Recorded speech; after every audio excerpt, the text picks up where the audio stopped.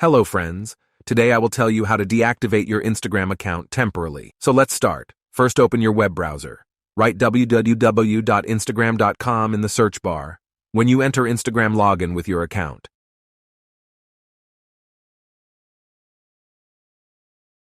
After you logged in, press on your profile picture.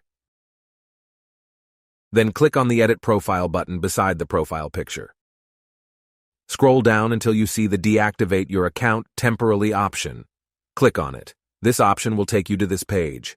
Choose the deactivation reason and enter your password. When you have finished, press on this button, and this is how to deactivate your Instagram account. Don't forget to subscribe for more.